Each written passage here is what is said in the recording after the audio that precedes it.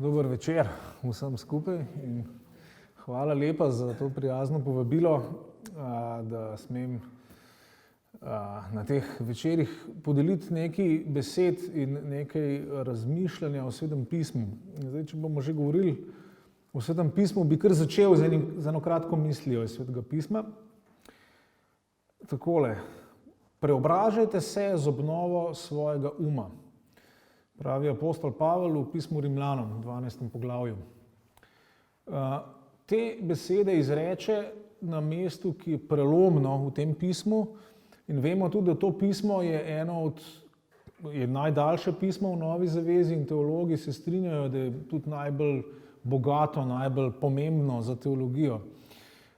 In te besede izreče v momentu potem, ko je predstavil, lahko rečemo, zgodovino odrešenja, kako Bog rešuje nas, ki nismo Izraelci v prvih 8 poglavjih in potem v poglavjih 9 do 11 predstavil, kaj zdaj s tem Izraelom, ki ne veruje glih v Mesija in tako naprej. In potem se v 12. poglavju se vrne nazaj na nas, na te, ki smo iz vseh narodov začeli verjeti v Izraelovega Mesija in pride ven s tem dosti v bistvu šokantnim stavkom, da je cilj našega krščanskega življenja ta preobrazba, transformacija, metamorfoza. In to z obnovo našega uma. Tako da to, kar mislim zdaj predstaviti, je pravzaprav, kaj bi rekel, en prispevek k temu, kako ta preobrazba deluje, kako se odvija. In v bistvu želim predstaviti pogled, v katerem prav Sveto pismo in branje Svetega pisma, dobro branje Svetega pisma igra pri tej preobrazbi ključno vlogo. Res je, da pogosto slišimo, da se Sveto pismo, da je sicer dobra knjiga, ampak da jo težko brati. In to slišimo med verujočimi, kje šele so tisti, ki ne verujejo ali pa ne sprejemajo sploh tega sporočila. In dejansko tudi tako kot jaz, recimo, ko govorim s kolegi drugje po Evropi, je povsod podobno. Zdaj v Evropi večina kristjanov ima doma Sveto pismo, ampak beremo ga pa bolj malo. In ta trend pač se opaža že dalj časa, da branje Svetega pisma je problem. Seveda bi lahko zdaj na dolgo in široko razglabljali, kaj vse so vzroki in tako naprej.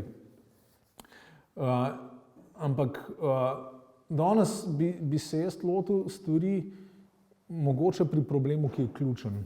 In če smem majčkeno priostreno se izraziti, bi rekel, naša težava pri branju Svetega pisma je, da živimo v napačnem svetu. Kaj s tem mislim? Mislim v svetu, kot si ga predstavljamo. Vemo, da vsak od nas ima določen pogled na svet, ali pa temu se reče tudi svetovni nazor. Imamo določeno predstavo, kako svet, v katerem živimo, funkcionira, kaj se dogaja, tudi potem, kakšne so vrednote in tako naprej. Je pa težava pri tem, da te stvari večinoma usrkamo iz okolja, skozi vzgojo, skozi družino in tako naprej. In se večinoma ta pogled na svet deluje kot nekakšna očala, skozi katera vse opazujemo in vse dojemamo. In teh očal pa ponavadi ne gledamo. Imamo jih na sebi, skozi njih doživljamo svet, skozi njih si razlagamo, kaj se dogaja. Ampak zelo redko se pa sploh ustavimo, da pogledamo ta očala, kaj so ta očala, kako mi svet, v katerem živimo, v katerem bivamo, v katerem pač se pogovarjamo, se srečujemo z ljudmi in v katerem tudi recimo verujemo v Boga. Kakšen je res ta svet? Kako si predstavljamo celoto sveta? No, tukaj je zdaj ta težava. Svet, v katerem mi danes živimo, ta pogled na svet, svetovni nazor, je v parih ključnih momentih bistveno drugačen od tega, v katerem so recimo živeli in pisali pisci Svetega pisma. Zdaj, če na začetku zelo enostavno povzamem, recimo svetopisemski pogled na svet, bi ga lahko strnili v takle opis. Po Svetem pismu živimo v svetu, ki ga je ustvaril Bog. Vse, kar je Bog ustvaril. Potem je tukaj seveda v tem dobrem Božjem svetu se je zgodil padec, se je zgodil greh, ki je to dobro stvarstvo pokvaril, ampak Bog se ni odmaknil od sveta, ampak je ostal aktiven, aktivno, dejavno navzoč v tem svetu in nadaljuje to zgodbo, ki je začel s stvarjenjem na ta način, da svet ozdravlja, da ga rešuje oziroma saj pripravlja rešitev za vse stvarstvo. Se pravi, je svet, kjer je Bog aktivno navzoč. Zdaj, nam se seveda na prvi pogled lahko zdi, ja, vse to je fajn, ampak to je malo naivno, ne? Tak pogled je zastarel, to ni znanstven pogled, mogoče bo kakšni rekli, to je primitiven pogled, ampak dejansko to ne drži, vsaj v enem pogledu.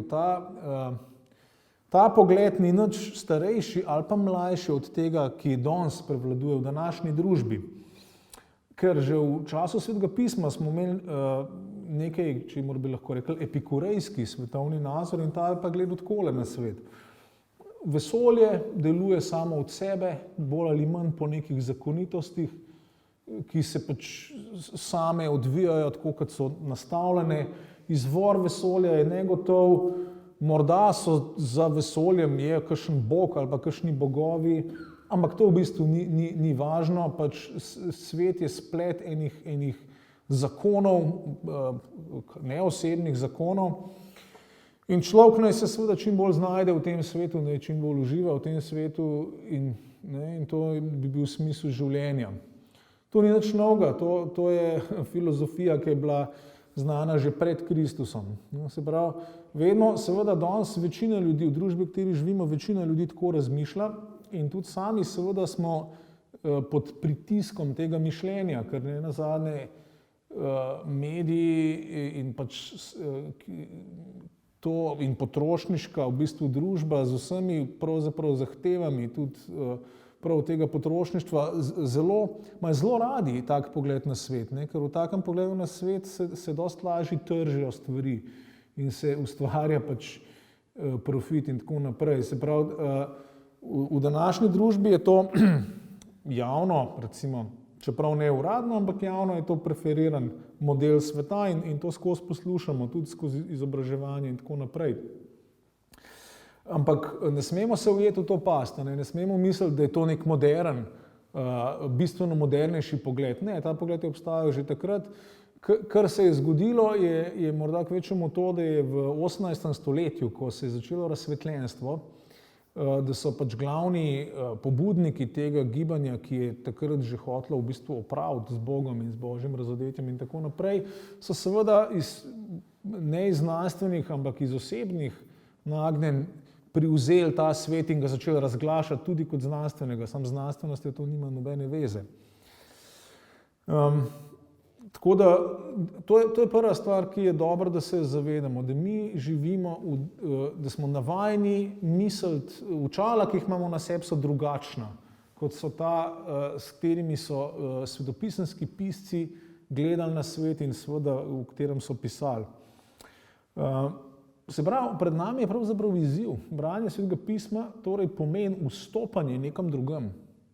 In zato je to branje lahko težko, sploh če se tega ne zavedamo, ker nas dejansko izziva, da postavimo temeljne koordinate svojega življenja, da jih postavimo drugače, da jih postavimo seveda iz perspektive Boga, iz perspektive stvarnika, ki je vse ustvaril. Tako da mogoče je zdaj dobro, da si še nekaj pobliže pogledamo res ta, recimo temu svetopisemski svetovni nazor. Dejansko opazimo, da gre za zelo dinamičen pogled na svet. Lahko bi celo govorili, da gre za dramo, nekateri govorijo o drami Svetega pisma ali pa o drami odrešenja. In lahko bi govorili celo o določenih dejanjih te drame. 6 dejanj bi lahko recimo razločili. Tako da jih bom zdaj na kratko predstavil. Prvo dejanje, stvarjenje sveta in znotraj tega sveta stvarjenje človeka po Božji podobi. Se pravi, človek ima eno posebno vlogo in že tam vidimo v prvih teh besedilih, ta Božja podoba pomeni nekakšno sovladarstvo z Bogom. Bog da človeku, da gospoduje, ampak v tem dobrem smislu, da skrbi za ves ustvarjen svet. Se pravi, človek ima to vlogo kot Božjega zastopnika tukaj v svetu. To je človek pred padcem. Potem drugi korak je padec. Greh pride, sebičnost prevlada in ta Božji načrt, ta Božji čudovit red postane ogrožen. Ampak to ni konec. Takoj vidimo, recimo, zdaj, če bi šli po Svetem pismu, je ta padec se vidi recimo tam od 3. poglavja Geneze in potem vidimo tudi celo človeštvo propada bolj in bolj tam nekje do 11. poglavja, pač do Babilonskega stolpa, ko se človeštvo razkropi in tako naprej. Ampak že potem v 12. poglavju se začne nova zgodba, se začne Abraham.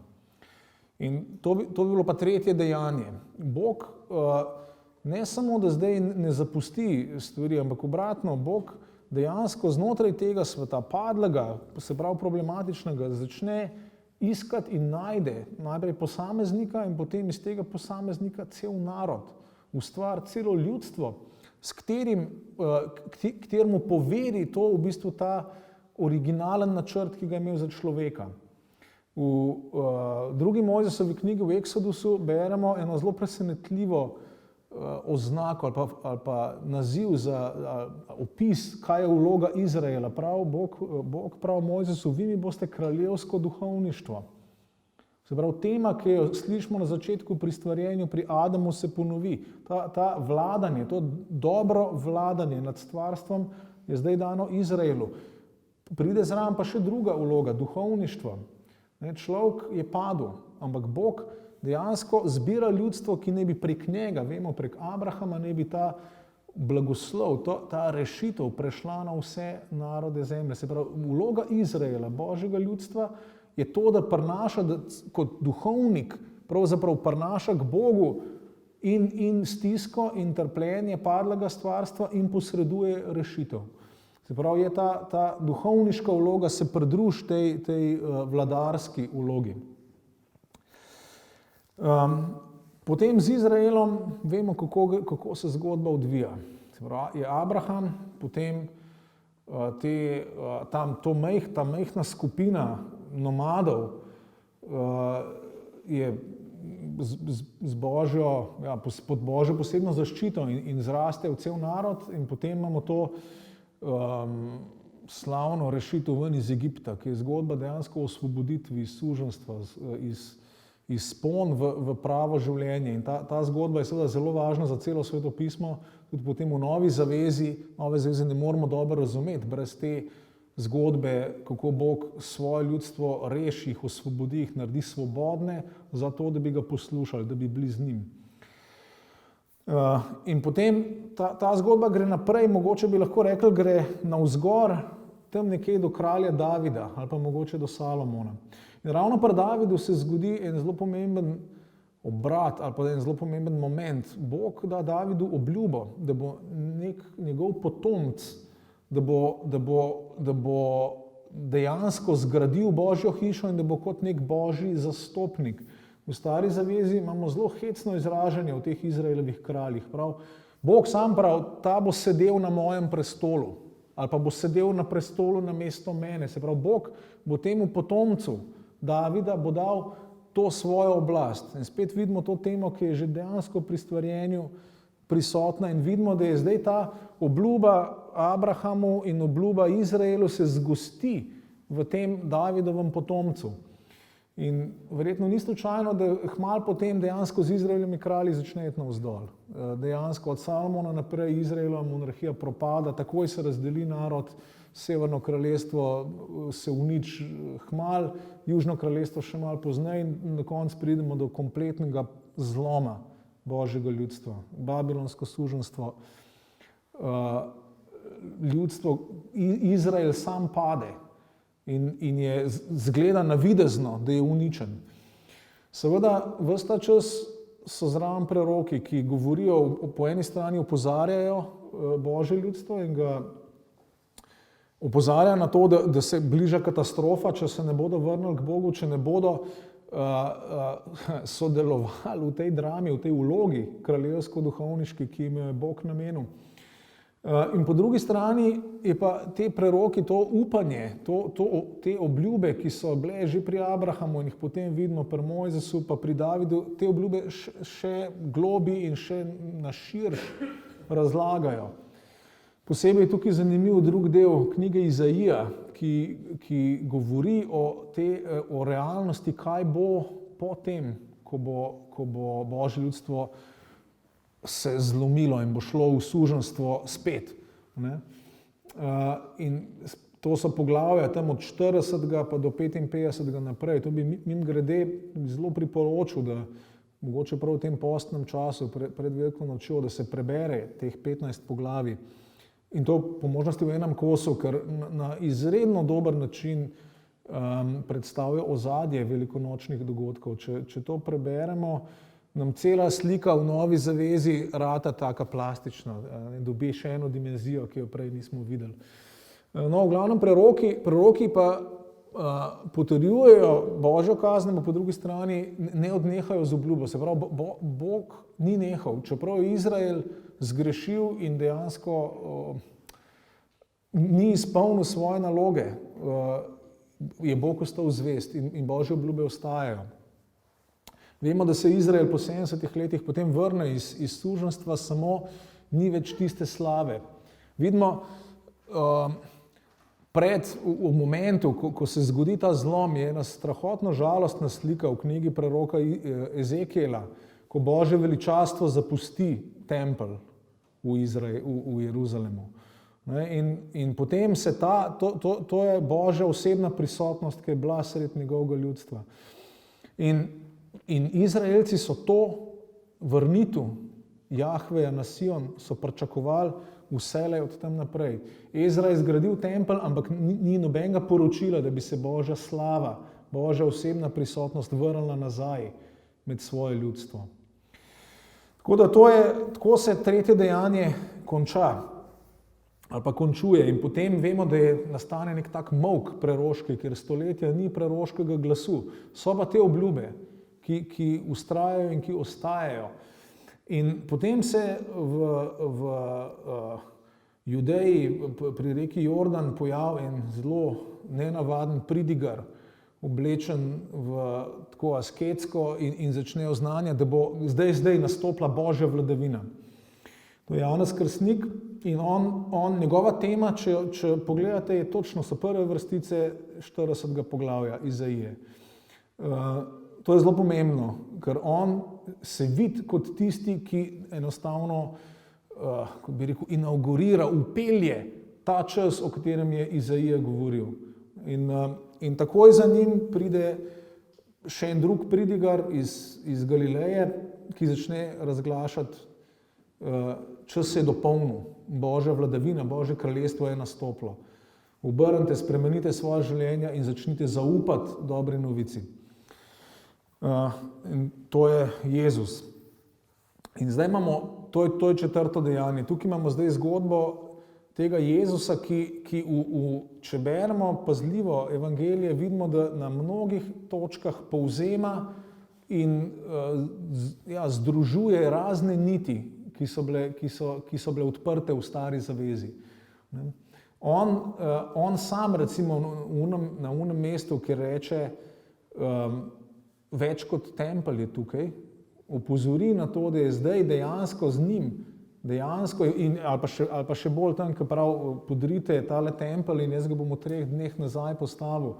Jezus dejansko s tem potrjuje, da je on zdaj končno prišel obnoviti to, kar ni bilo vse teh 400 let od Ezre naprej ni bilo obnovljeno.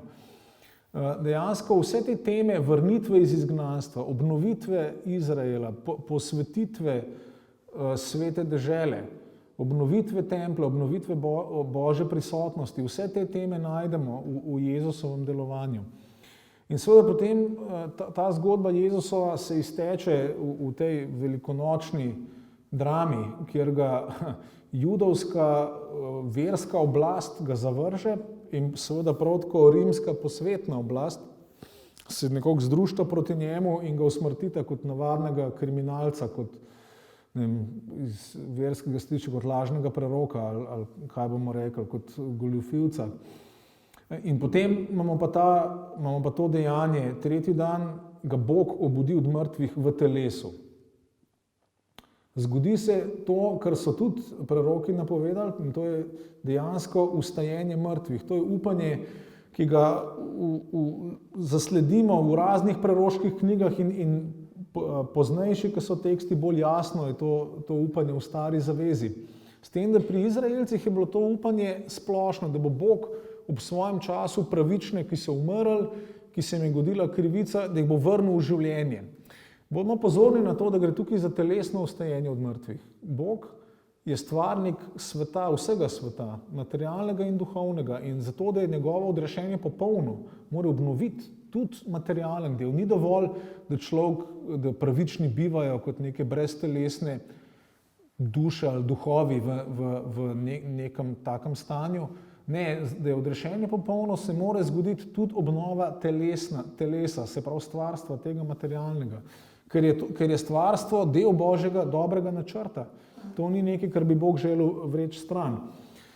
Z Jezusom se pa dejansko to vstajenje zgodi vnaprej in on je prvi in tako ga tudi potem Nova zaveza predstavi kot prvorojenega izmed mrtvih, kot prvino tistih, ki so vstali od mrtvih. Se pravi, zdaj imamo to veliko upanje, ki so ga preroki napovedovali.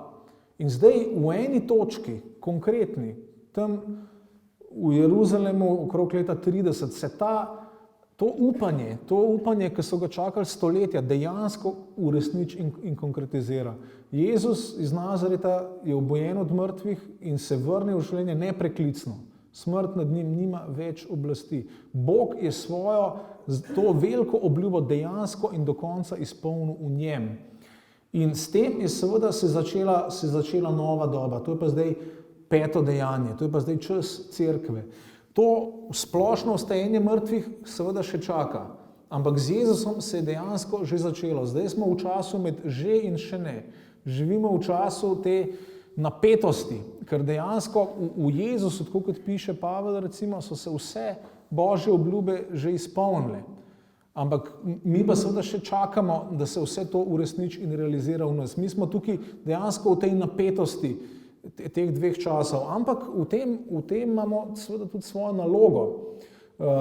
Vsi, ki zaupajo, ki verujejo v Jezusa, smo poklicani, da to dobro sporočilo v tem, da je Bog zvesto izpolnil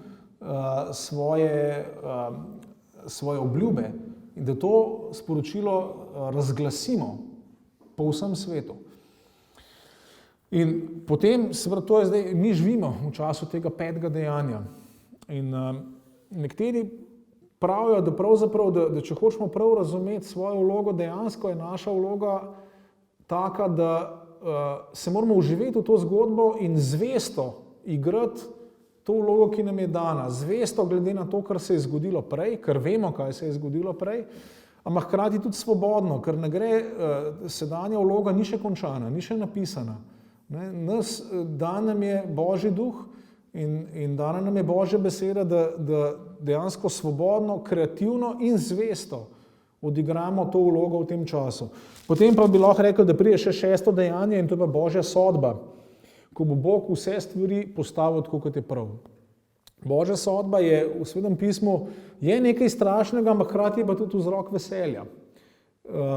Ker recimo v psalmih beremo, da ko bo Bog sodil, bo vsa poljska drevesa bodo ploskala od veselja. Zakaj? Ker takrat, ko Bog sodi, Božja sodba pomeni postaviti stvari tako, kot je prav, pomeni urediti svet tako, kot je bilo originalno zamišljen.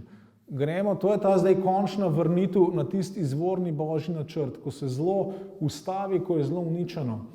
In ko Bog nazaj vzpostavi ta dober red v vsem stvarstvu, in kjer tudi človek in Božji otroci v njem dobijo svoje pravo mesto. Se pravi, zdaj branje Svetega pisma, torej je vstopanje v to dramo.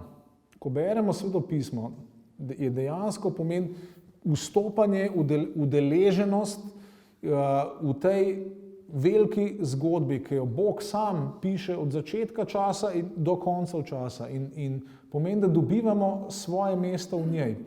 Dejansko vsako branje Svetega pisma je en majhen korak noter globje v to zgodbo. In v tem smislu seveda je branje Svetega pisma nekaj, kar nas prenavlja, nekaj, kar nas transformira. Je nekaj podobnega temu preobražanju, o katerem smo brali pri Pavlu. Preobraža nas in seveda preobraža tudi svet, v katerem živimo. Zdaj bi pa rad to, kar sem povedal, ponazoril. Zdaj pač tukaj sem poskušal dati en širši okvir, skozi katerega naj bi gledali in kako naj bi pristopali k Svetemu pismu. Zdaj bi dal pa en konkreten primer, kaj zdaj to pomeni za naše konkretno razumevanje. In odločil sem se, da bom kar vzel svetopisemski pojem vere in bom poskusil predstaviti, kako zdaj ta pojem razumemo, če zdaj tako pristopamo k Svetemu pismu. Mogoče preden nadaljujemo, dobro, da se mičkeno vprašamo, kako razumemo besedo vera, kaj to nam pomeni. Danes nam, kristjanom, pogosto to pomeni pač sprejemanje nekih verskih resnic. Lahko tudi pomeni pripadnost določeni konfesiji, veroizpovedi in tako naprej. No, ampak svetopisemski pojem je pa dosti globlji in vključuje mnogo več. Najprej, če gremo že čist na besednem nivoju, je dobro pogledati, zdaj grška beseda v Novi zavezi, ki se uporablja tukaj, je pistis in v osnovi pomeni zvestoba, pomeni pa tudi zaupanje, pomeni zanašanje, pomeni lojalnost, pomeni tudi prepričanje in gotovost, včasih pomeni celo dokaz. In pomeni seveda tudi vera v tem smislu, da pač sprejemamo ali pa smo prepričani o gotovosti nečesa ali pa menimo, da je nekaj tako.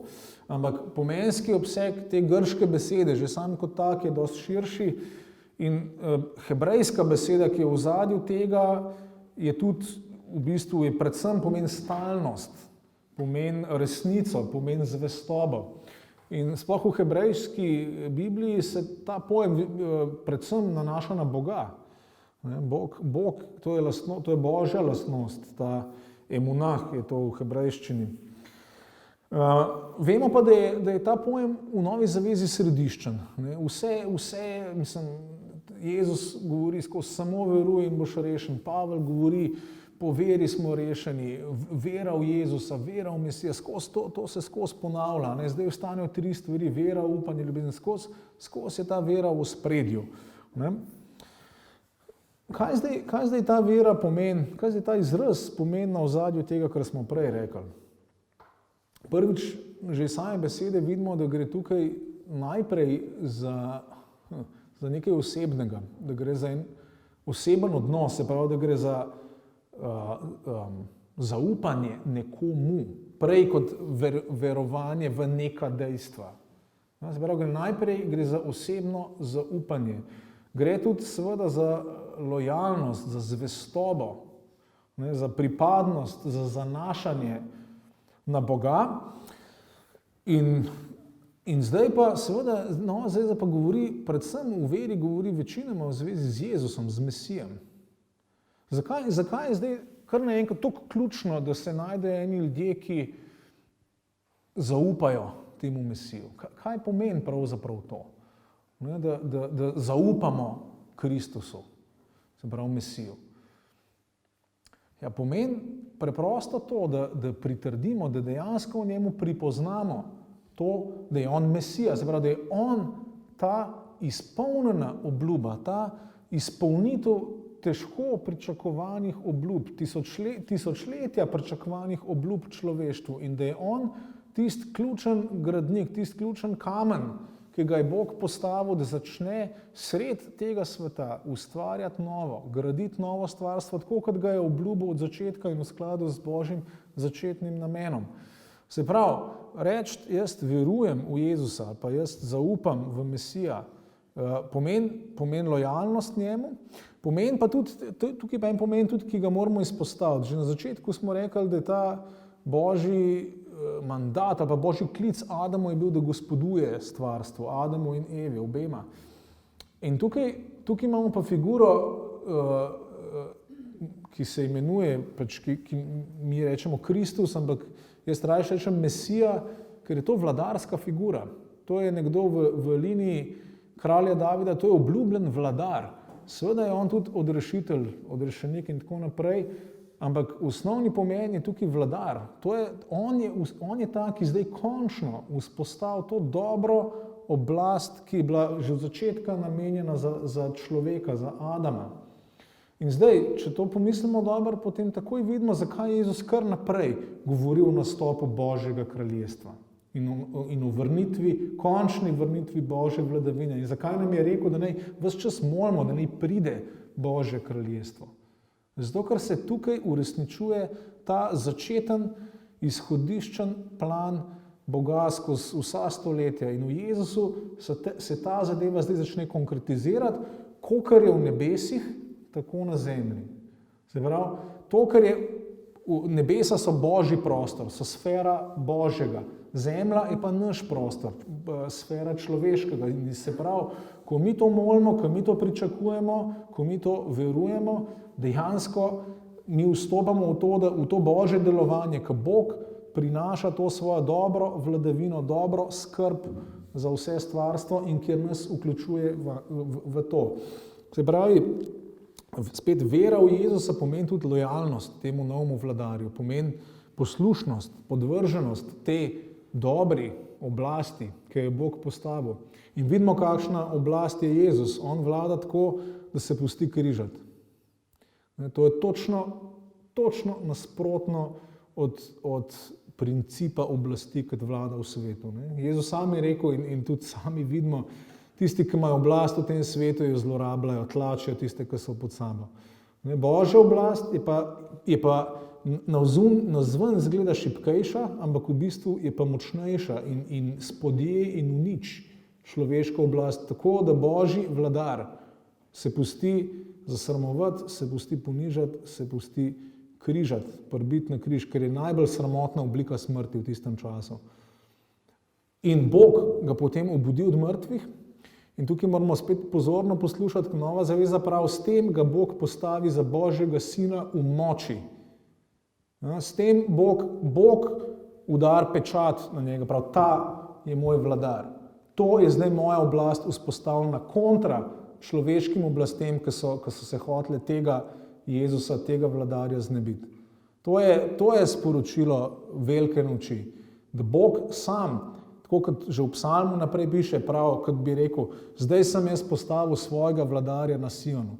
In prav vsi vladarji zemlje, zdaj začnite se tresti, poljubite sina, da se ne razjezi in tako naprej. Se pravi, vera v Jezusa pomeni dejansko sprejemanje tega Mesija, pomeni vstopanje točno v to dramo, pomeni, da pristajamo, da smo prepoznali v tem pridigarju iz Nazareta, da smo prepoznali Mesija in da smo prepoznali Božjega sina v moči. To je, in seveda tukaj tudi takoj lahko vidimo, zakaj je bilo vsaj v prvih stoletjih izražanje take vere tako nevarno.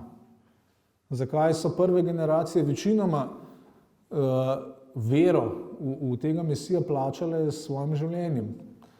Zato, ker je seveda to direktno postavljeno proti strukturam oblasti, ki vladajo v tem svetu. Tudi v apostolski in v nicejski veroizpovedi izpovedujemo vero, da je Jezus Gospod. V Novi zavezi ta izraz je dvojno vezan. Po eni strani je vezan na staro zavezo, kjer je ta Kyrios, enostavno grški prevod za Božje ime, za Jahve. Ampak v sočasnem grško-rimskem svetu je bil pa to cesarski naziv. Se pravi, ko so prvi kristjani rekli, mi smo lojalni temule Kyriosu, temu Gospodu, so direktno se postavili v konflikt z cesarskim kultom, ki je cesarja med drugim tudi razglašal kot božansko bitje. Tudi Božji sin je bil cesarski naziv v tistem času. To je morda tema za drugo predavanje, ampak sodobne študije ugotavljajo, kako pomembno je, da vidimo to politično razsežnost večine novozavezne terminologije. Večina ključnih pojmov v Novi zavezi ima zelo močno politično ost. Seveda politično v zelo specifičnem smislu, ne zdaj v tem smislu, da Nova zaveza poziva k uporu ali pa k revoluciji, ampak v tem smislu, da Nova zaveza govori o vzpostavitvi prave Božje vladavine, ki se konfrontira z obstoječimi oblastmi na tak način, kot se je Jezus, se pravi s križem, z ljubeznijo, ki se žrtvuje do konca in ki ima nad sabo to Božjo obljubo, da ta način bo zmagal. Je zmagal in bo zmagal, ker ga je Bog obudil od mrtvih. No, zdaj, če grem še malo naprej, kaj pomeni zdaj vse to, da pač imamo to Božjo zgodbo, da imamo to dramo in da imamo Jezusa, ki nas kliče k tej lojalnosti in da vstopimo prek Jezusa, da vstopimo v to zgodbo. To za nas pomeni, da dejansko mi kot verujoči ljudje, da imamo posebno, novo, drugačno identiteto.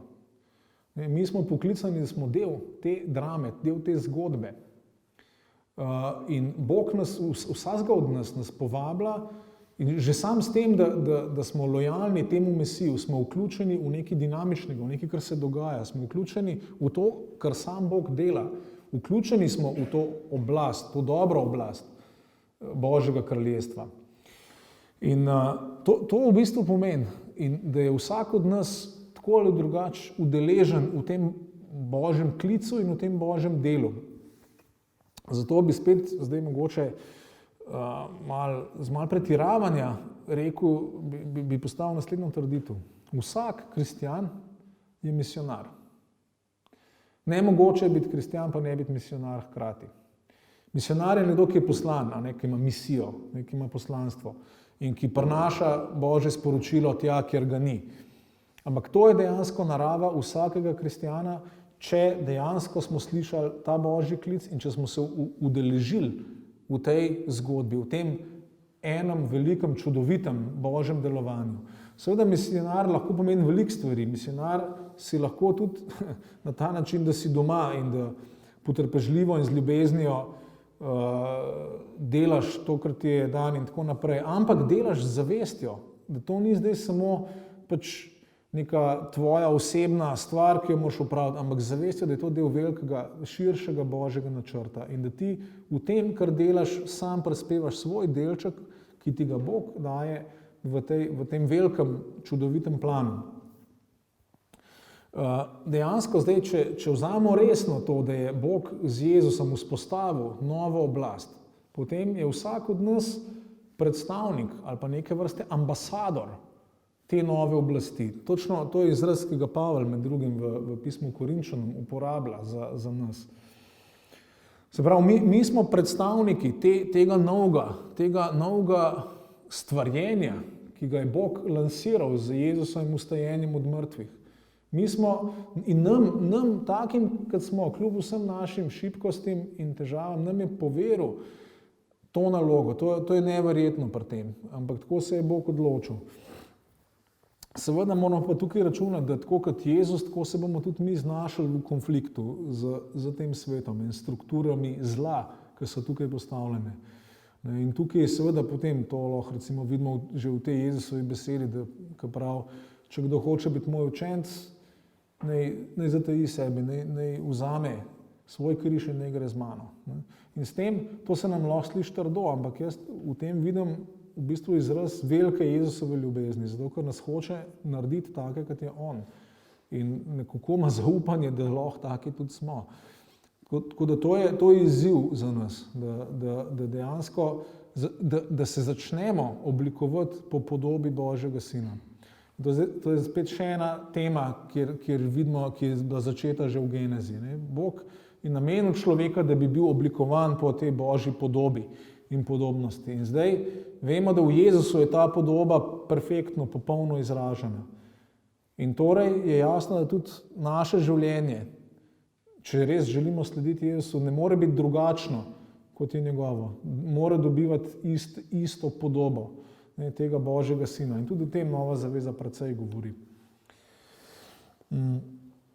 No, se pravi, dobro branje Svetega pisma bo vedno misionarsko branje. Kaj mislim s tem?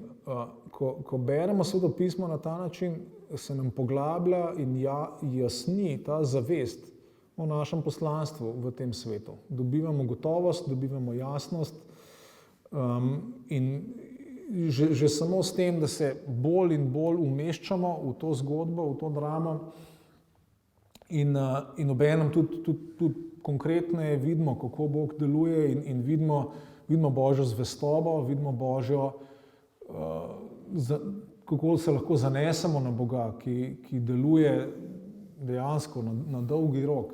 Tudi če se včasih zdi, da je vse narobe, vidimo, da Bog je zvest in da deluje in da se lahko na njega zanesemo.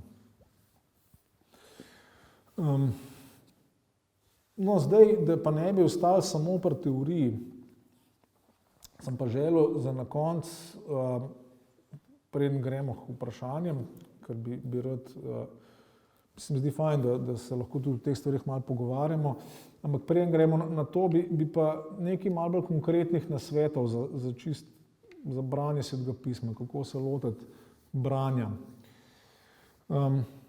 Prvo, kar bi rekel, spet iz tega, kar smo povedali, je to, da je zelo važno, da se lotimo branja daljših odlomkov. Sveto pismo ni bilo namenjeno seciranju na majhne koščke, na kratke vrstice. Mimogrede, številke vrstic v Svetem pismu so izumili v 16. stoletju, številke poglavij pa v 12. stoletju. To ni navdihnjen del Svetega pisma. Ve se, da so zgodne krščanske skupnosti, no recimo, če je neka zgodna krščanska skupnost dobila Pavlovo pismo, so ga prebrali celega. Jih ni nič motil, tudi če je to trajalo kakšno uro. Obstajajo raziskovalci, ki dosti tehtno ugotavljajo, da so morda celo tudi cele evangelije tako brali. Recimo kakšen Markov evangelij. Da pač krščanska skupnost se je dobila nekje in so prebrali cel evangelij na enem bogoslužju. In zdaj, mislim, če je to tako ali pa če ni, vseeno je to način branja, ki nekoliko, sploh za začetek, ki je bistven. Zakaj? Važno je, da pri branju, da dopuščamo, da se nam pred očmi začne sestavljati ta širši lok, o katerem sem govoril. In poglabljanje v posamezne vrstice tukaj ne pomaga.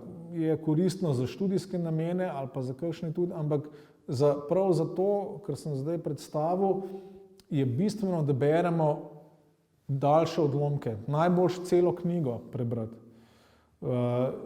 Seveda tudi dobro je, da se lotimo enkrat brati celega Svetega pisma, ravno zato, da vstopamo v vso to zgodbo. Se pravi, daljši odlomki ali pa saj cela poglavja, ne kratkih, ne posameznih vrstic. Potem seveda se moramo vprašati, kaj je s težkimi besedili, z težkimi mesti v Svetem pismu, ker seveda, ko beremo, prej naletimo na stvari, ki ne vemo, kaj bi z njimi. Zdaj, prvi nasvet bi bil enostavno to, da jih pazljivo preberemo in gremo naprej. Ker dejansko je tako, da veliko teh stvari dobi smisel šele potem, ko se naš tako prenovi, kot je rekel Pavel, da vidimo, da vstopimo v ta Božji svet, da nam postane ta svet Svetega pisma, da nam postane domač, da se v njem začnemo počutiti doma. Potem je ravno iz tega vidika dosti lažje razumemo taka ali pa drugačna težka mesta. Zdaj, vemo, v današnjem svetu je en od problemov, ki nam gre zelo težko, recimo so mesta v stari zavezi, ki govorijo o nasilju.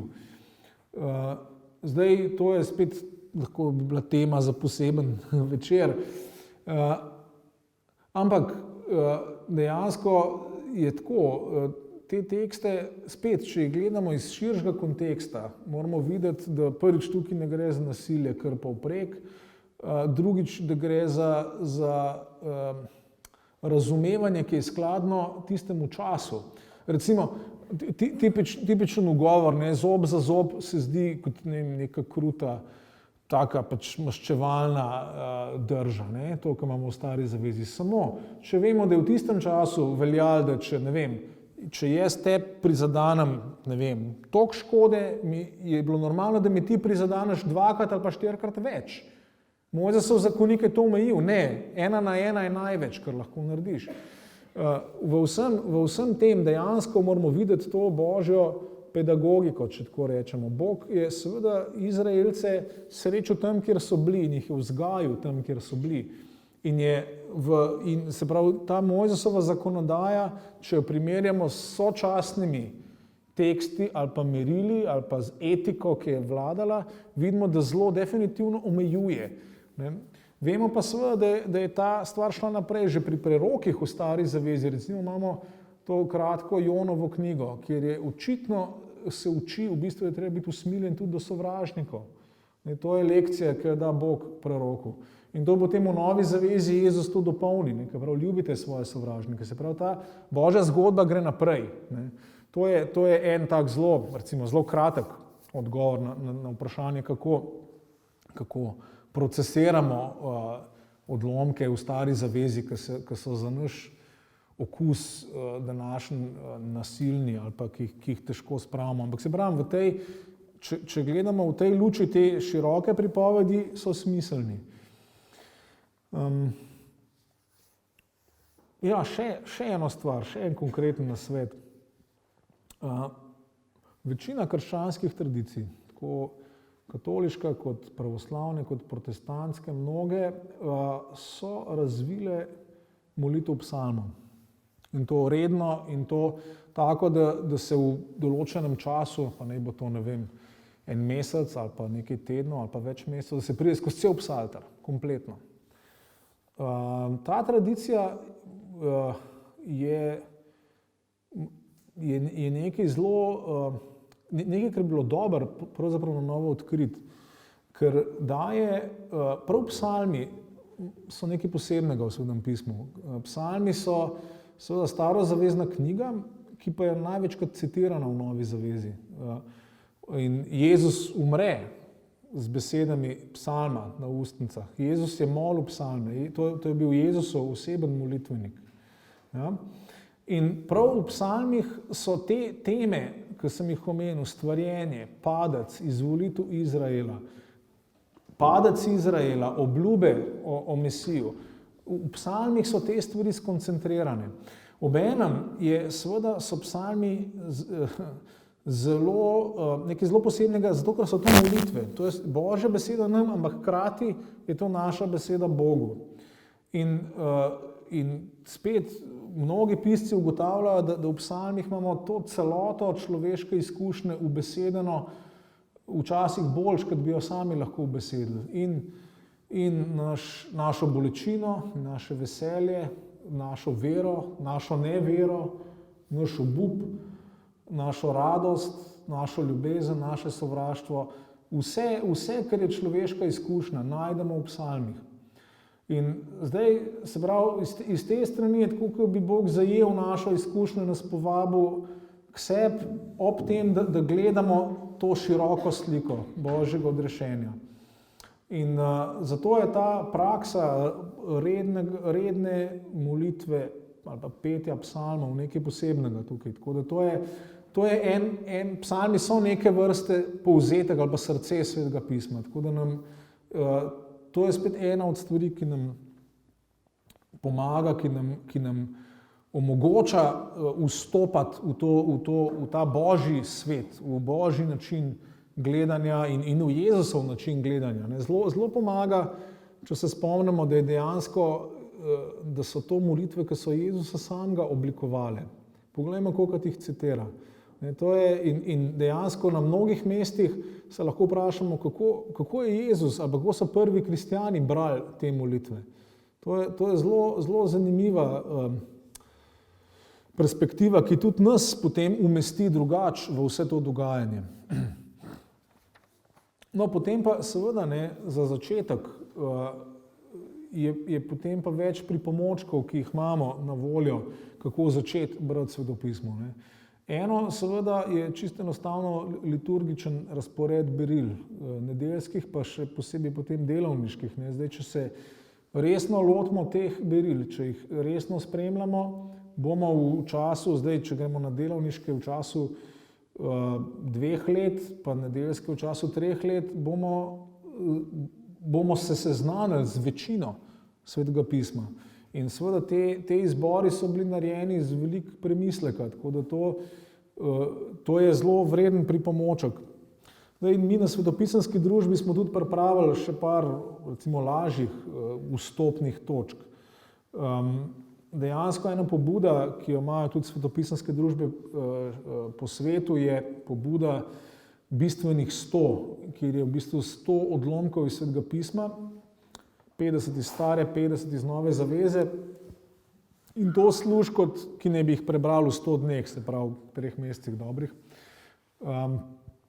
Ideja je tukaj, da se seznanimo z temi res osnovnimi besedili in da mogoče prvič nekako vstopimo v ta širši lok Svetega pisma, da se seznanimo s temi glavnimi točkami. In to nam potem lahko pomaga k bolj rednem branju celega Svetega pisma. Ta seznam sem prinesel tudi s seboj in ga lahko potem vzamete tamle. Poleg tega imamo pa še knjižno kazalo, kjer je pa samo 30 odlomkov iz nove zaveze. To je pa res ta čisti začetek. To pa lahko vzamete, pa mogoče date kakšnemu od svojih prijateljev, ker ne bere Svetega pisma. To smo si zamislili kot neko spodbudo, kako ljudem sploh pomaga začeti brati Sveto pismo. Ker vemo, da je to kar velik izziv.